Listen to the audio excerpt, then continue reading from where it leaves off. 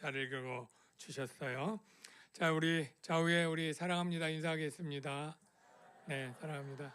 네, 반갑습니다. 네, 네, 요즘에 휴가철이라 그런지 2부 애들 조금 더 많이 오시는 것 같긴 합니다. 여러분 지금 대부분 결혼하신 분들이 거의 대부분이고 우리 청년들 아직 미혼인 청년들 있는데 뭐 결혼 전에 연애 해보셨죠? 네. 자, 첫사랑과 결혼하셨나요?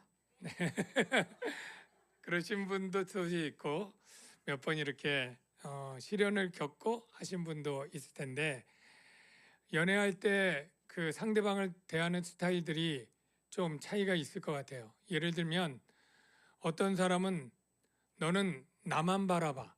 연애 중에도 다른 남자, 다른 여자 눈길도 주면 안 돼. 나 못 참아. 이런 스타일이 있을 거예요. 아주 완고하게. 또 어떤 사람 반면에 너무 풀어져서 괜찮아. 양다리 괜찮아. 뭐 문어다리 다 돼. 뭐 결혼 전까지 괜찮아. 뭐 이런 분도 있을 것 같아요. 여러분 전자가 좋아요? 후자가 좋아요? 네. 아마 이럴 수도 있겠죠. 근데 나만 바라봐 하는 사람들은 다른 사람을 바라보거나 뭐가 있어도 과하게 제재하고 그것 때문에 마음 상해서 이제 나 절교야. 너 헤어져. 다시 용서 못해. 뭐 이런 분위기가 될 수 있는데 우리 하나님은 어떻게 우리를 사랑하실까요?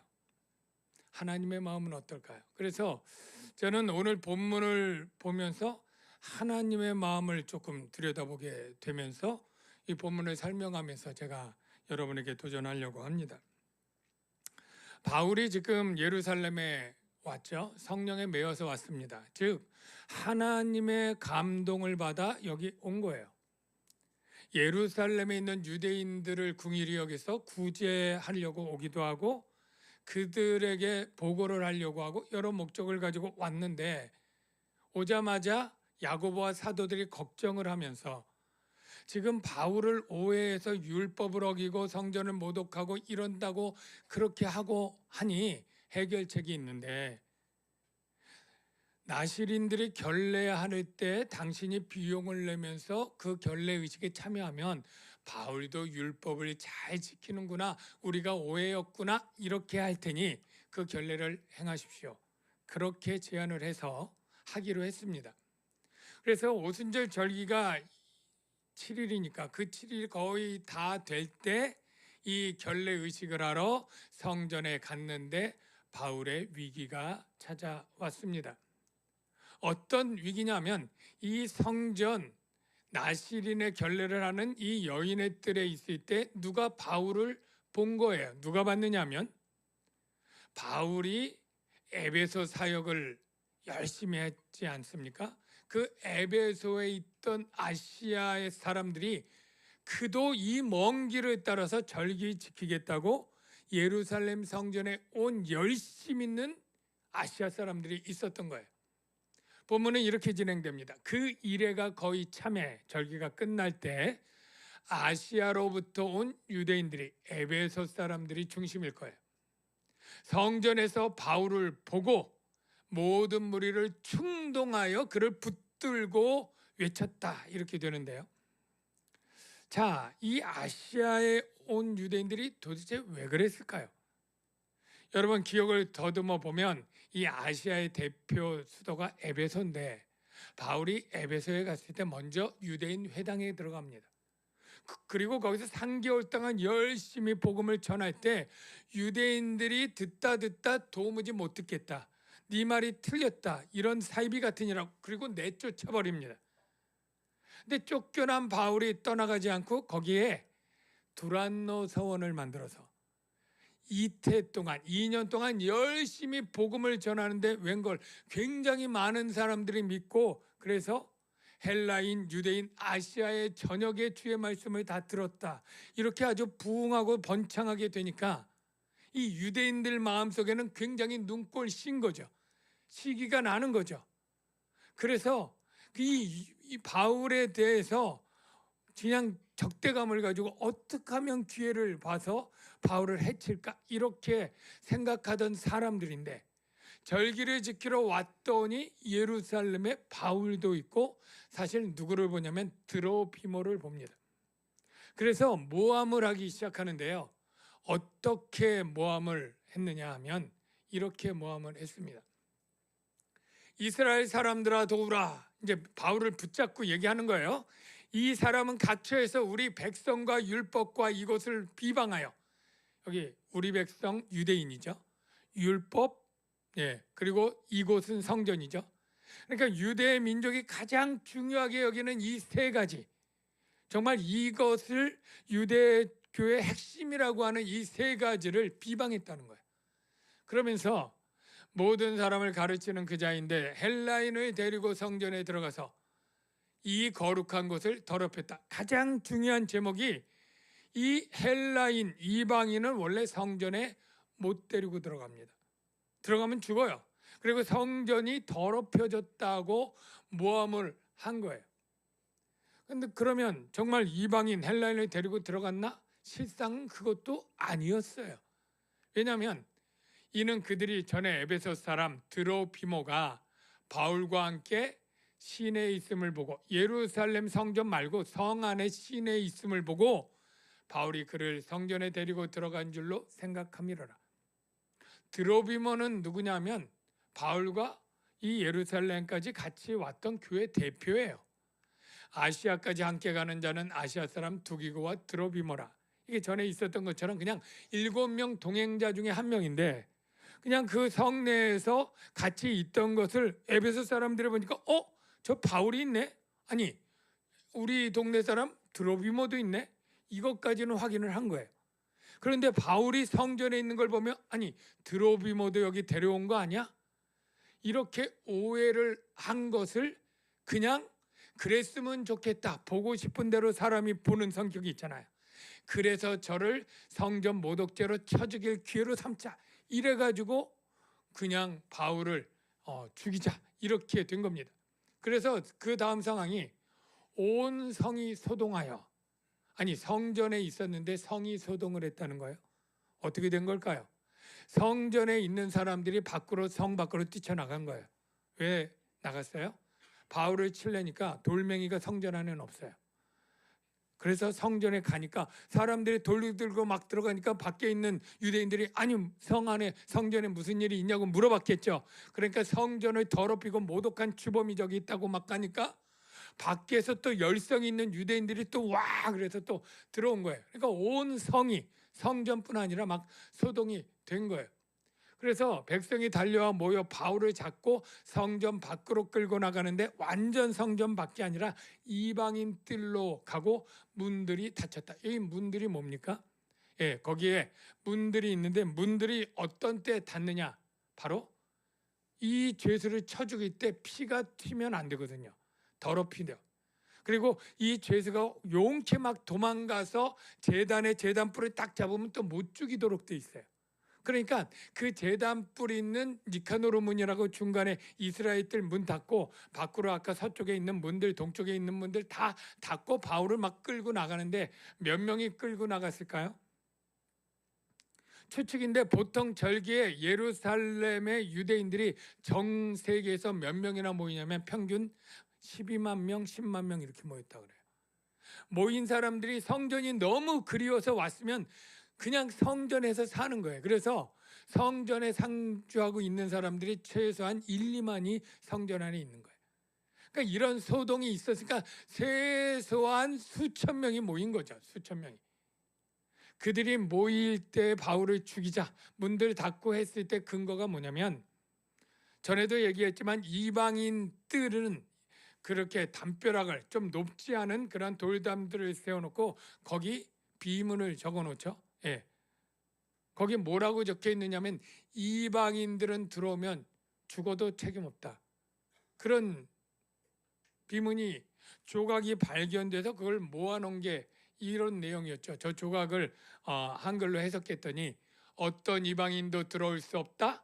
둘러싼 안으로 성전의 담장과 성전 영역 잡히는 사람은 누구든지 스스로 책임져야 한다. 초래할 죽음에. 그러니까 지금 바울을 그 성전 모독하는 헬라인을 데리고 들어온 그러한 성전을 더럽힌 주범처럼 그들이 죽이려고 이제 막 끌고 나간 겁니다. 끌고 나간 장소가 어디냐면 안토니와 요새 양쪽의 이방인들 중에 그 요새 밑이라고 보여져요. 그래서 온 예루살렘이 요란하다는 소문이 이제 군대 천부장에게 들렸어요. 저기 안토니오 요새가 저쪽에 성전에 보면 성전은 어디 방향을 보고 있어요? 성전은 주로 동쪽을 보고 있죠. 해가 떠오른 하나님이 임재를 동쪽을 보고 있으니까 이 성전의 지금 오른쪽은 저 안토니오 요새 쪽은 북쪽이 됩니다. 아래가 동쪽이 되고 여기가 서북쪽에 거기 천부장이 있었어요. 실제 사진을 보면 저렇게 됩니다. 4개 기둥이 서 있는 저 돌로 된 저 요새가 안토니오 요새예요. 근데 이게 천부장에게 그래도 바로 즉시 보고된 게 천만다행이죠. 왜냐하면 이 절기 때는 이 로마 군에게는 비상시기입니다. 왜냐하면 유대는 지금 피정복 그러한 민족이잖아요. 그러니까 밀란이 자주 일어났어요. 로마에. 특히 이렇게 절기 때는 전 세계 수만 명이 모일 때는 밀란이 일어나고 폭동이 일어나면 굉장히 커지거든요. 그러니까 아주 비상처럼 경계 근무가 굉장히 삼엄하게 지금 있는데 이때 막 소동이 일어나니까 즉각 이제 보초에 의해서 보고가 된 거예요. 근데 이 천부장이 이 보고를 받고 그래? 이건 뭐 지네들 일이니까 이렇게 여유 있는 마음을 가질 수도 있었을 텐데 굉장히 급하게 일을 진행을 합니다. 어떻게 하느냐면 그가 급히 군인들과 백부장들을 거느리고 백부장 부하가 몇 명이게요? 100명이죠. 그럼 백부장들이면 최소한 2명 이상이죠.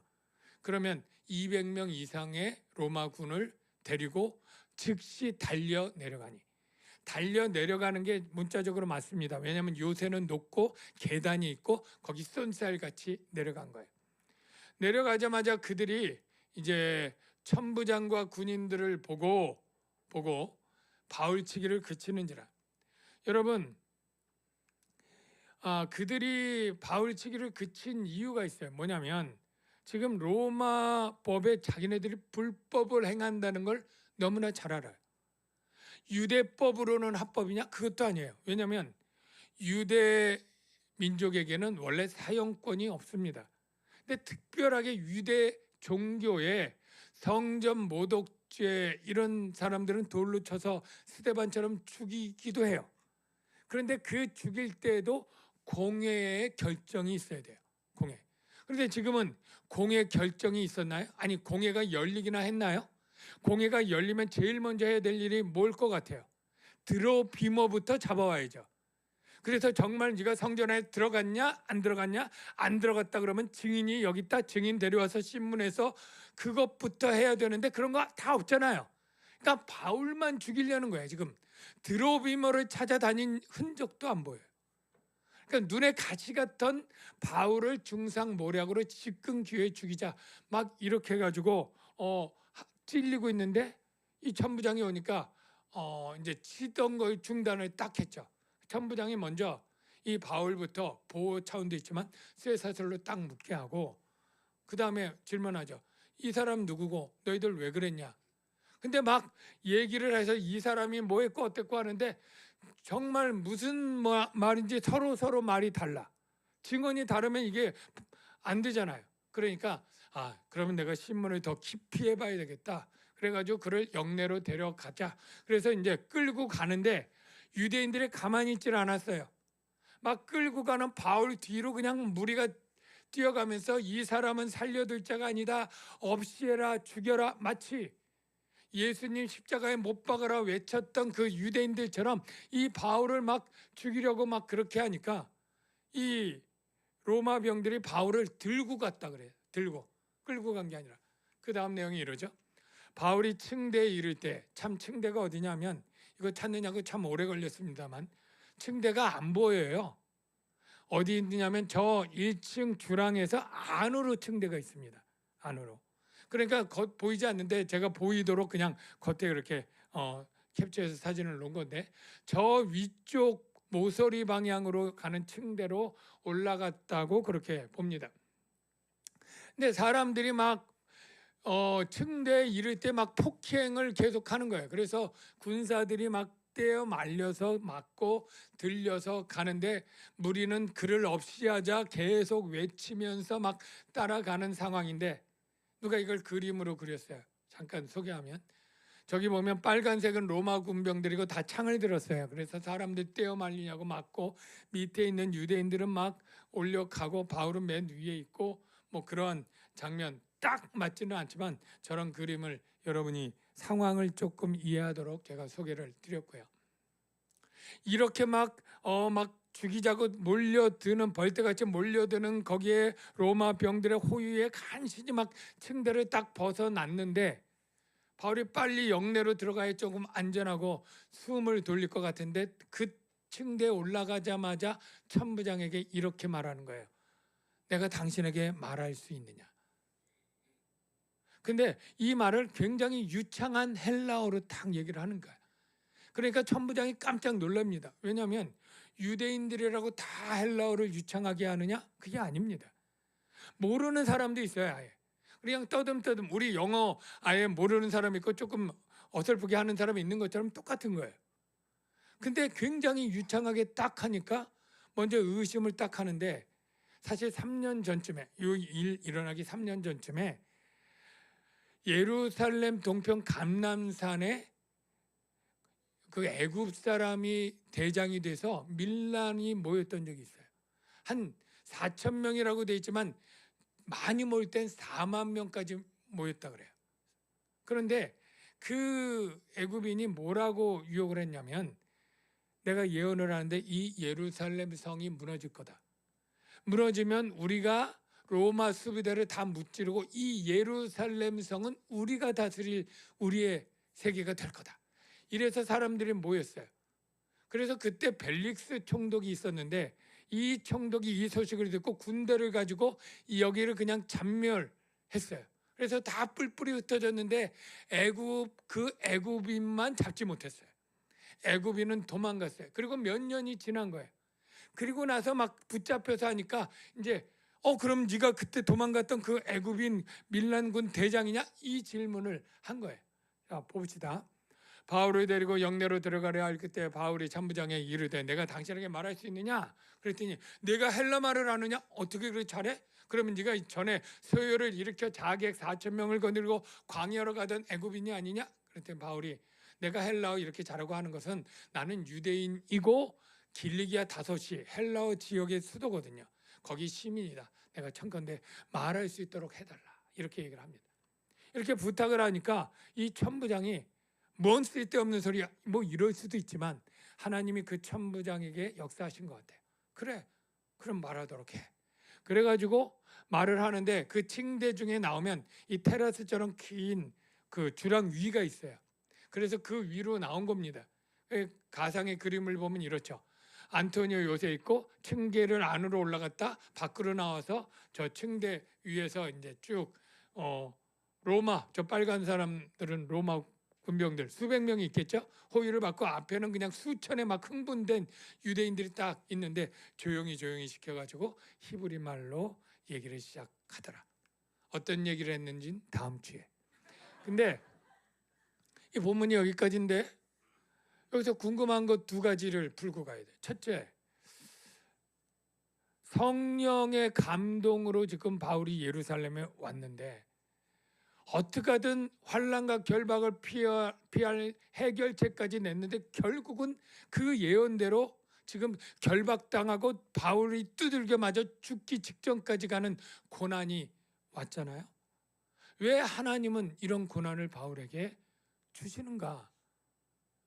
다 알고 있고 한다면 피할 길을 내실 수 있는 분이 우리의 하나님인데 왜 고난을 당하게 하는가? 왜일까요? 그 이유가 뭘까요? 이유가 있습니다. 바로 바울이 받은 사명 때문에 그래요.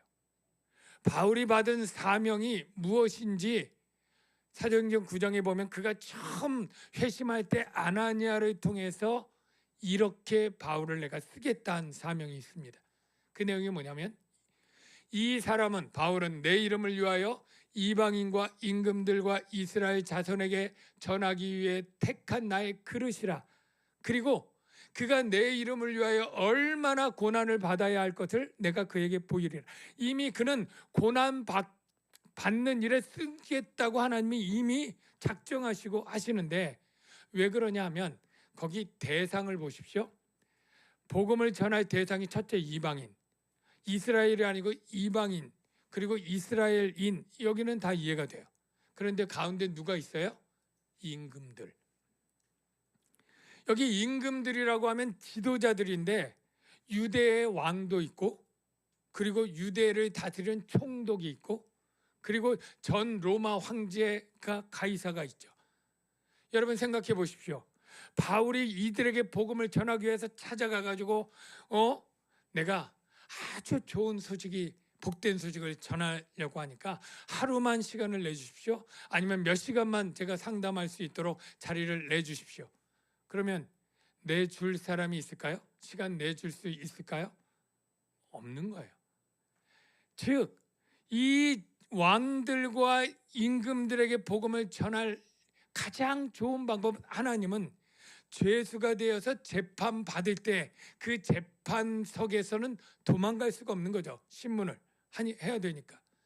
그래서 하나님은 이렇게 소동을 통해서 바울이 맞고 무고하지만 고발을 당하고 재판하는 과정을 통해서 당신의 사명, 누구요? 총독들, 가이사, 왕들에게 복음을 전하는 사명을 이루어야만 했기 때문에 하나님은 고난을 준 거예요. 바울이 나중에 이 하나님의 계획을 이해했을까요? 했죠. 그래서 가이사라에서 4년 정도 감옥 생활하고 나중에 로마에서도 감옥 생활을 하면서 편지를 쓴 것 중에 옥중서신 빌립보서에 이렇게 말합니다. 그리스도를 위하여 너에게 은혜를 주신 것은 다만 그를 믿을 뿐 아니라, 믿는 게 은혜지만 그를 위하여 고난을 받게 하려 하심이라. 고난도 은혜다. 바울은 자기가 육체에 같이 병든 고질병이 있어서 간절히 기도했는데 하나님이 고쳐주지 않을 때 깨달은 게 뭐예요? 내 은혜가, 네 병이 내게 은혜다. 네가 너무 자고하지 않기 위해 내 능력이 내게 머물도록 너를 겸손케 하도록 하는 은혜다. 이거를 깨달았다고 하지 않습니까?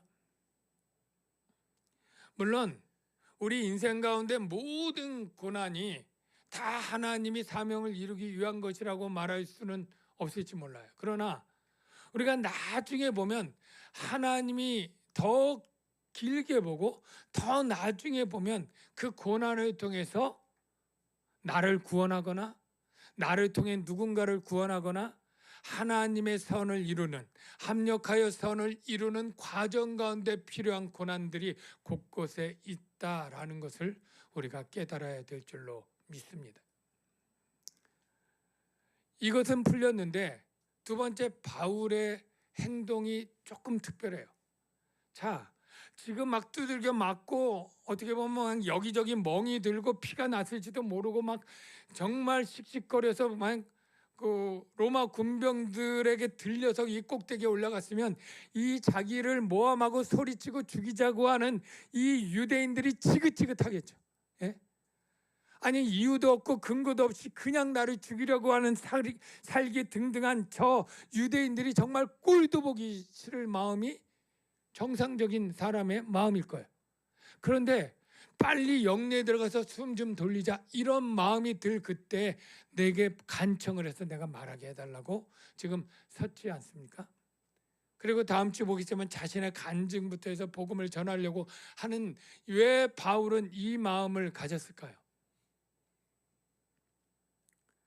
바울이 성령에 매였다고, 그래서 예루살렘에 온다고 하는 때 이 성령의 매임이 무엇일까요? 바로 하나님의 마음에 감동된 거예요.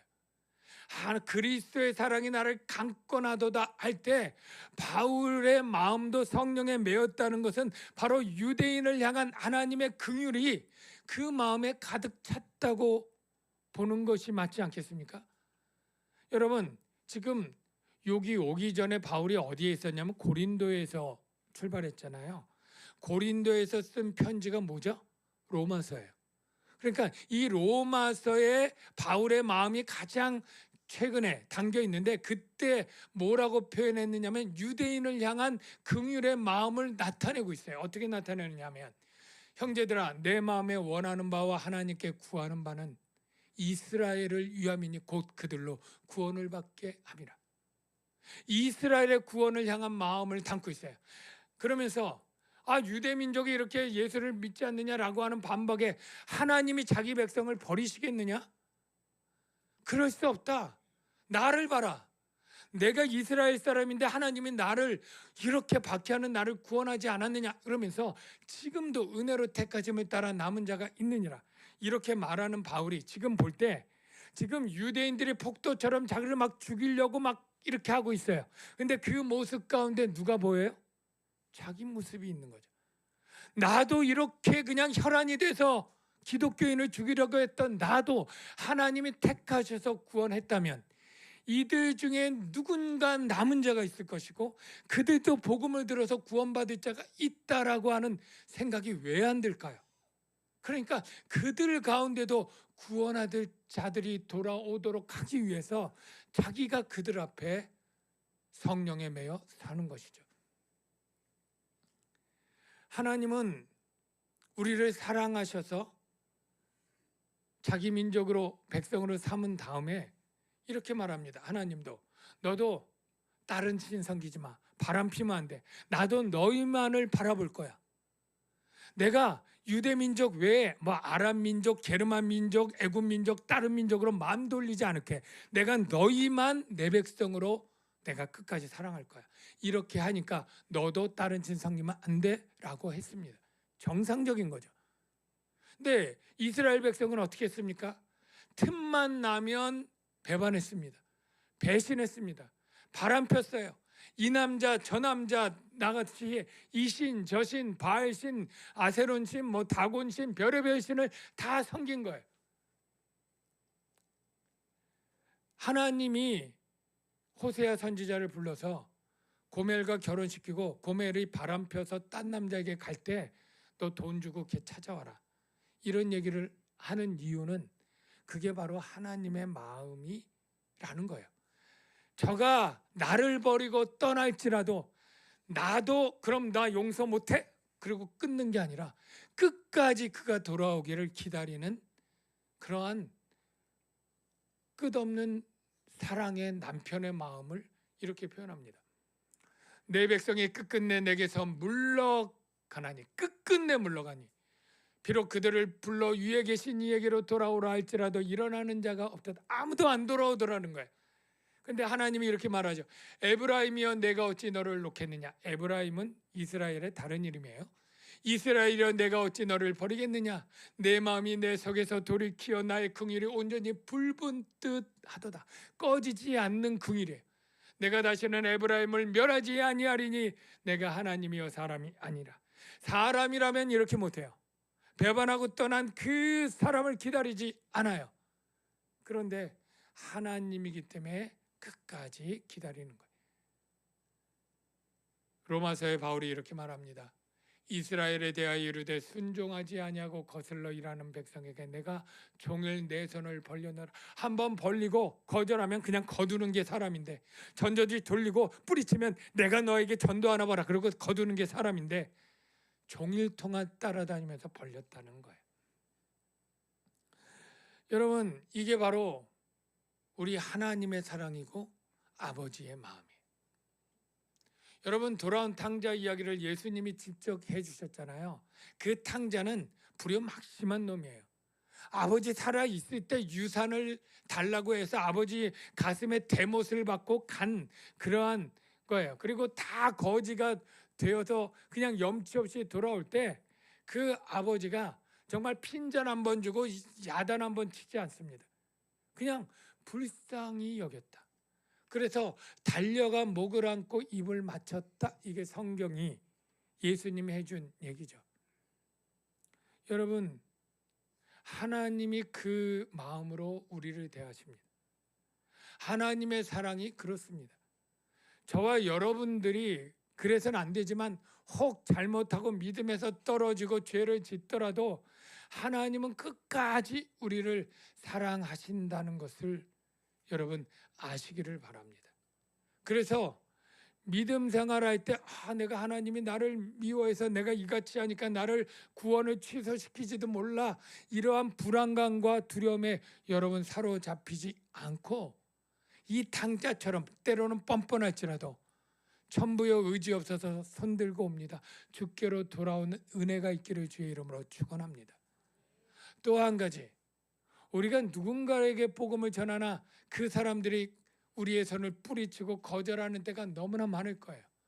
우리가 전도 여행 가고 전도대 가지만 정말 호의적으로 왜 이제 오셨습니까? 나도 믿어야지, 이런 사람 거의 없죠. 대개 거절하고 조롱합니다. 그런데 우리가 어떤 마음을 가져야 됩니까? 내가 자존심이 있지, 내가 어떻게 계속 너에게 전하겠어, 너 그러면 지옥 가든 말든 네 책임이야, 상관없어, 이러면서 그냥 돌아서고 싶은 마음이 우리들 마음일지 몰라요. 그러나 하나님의 마음은 뭐예요? 종일토록 손을 벌리는 거예요. 끝끝내 돌아오지 않더라도 버리지 않겠다고 하는 그 사랑의 마음, 그 마음을 우리가 본받아야 되는 것입니다. 우리 교회가 본받아야 되는 거예요. 여러분 이웃 가운데 누군가에게 전도하다 지쳐서 될 정도로 그 사람들 위해서 계속 기도하고 사랑하는 마음으로 그들에게 나가야 되는 것이죠. 우리가 아버지의 마음을 본받아야 될 줄로 압니다. 이런 찬양 있죠. 아버지, 당신의 마음이 있는 곳에 나의 마음이 있기를 원해요. 당신의 눈물이 고인 곳에 나의 눈물이, 당신이 바라보는 영혼에게 나의 두 눈이 향하길 원해요. 이번에 우리가 전도여행도 가는데 그런 마음이 되어야 될 줄로 믿습니다. 그냥 잔치만 보고 갈 사람들이 대부분일 거예요. 그러나 그 중에 한 영혼이라도 주께로 돌아오는 사람이 있을 수 있다. 내 삶 가운데, 내 직장 가운데 그런 사람이 있을 수 있다. 그래서 아버지의 긍휼로 그를 대하는 그런 은혜가 있어야 될 것이에요. 우리 같이 찬양하도록 하겠습니다.